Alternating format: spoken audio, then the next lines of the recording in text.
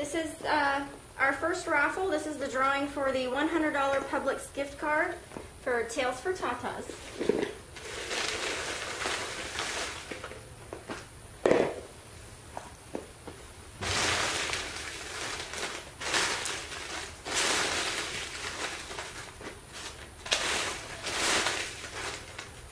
All right, Zoe, I need a winner. Give me a winner.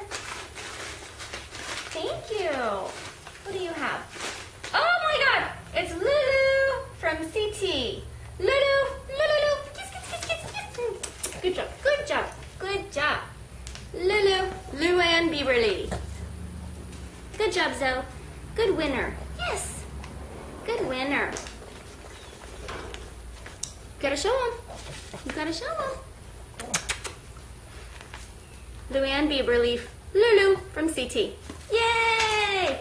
Good job.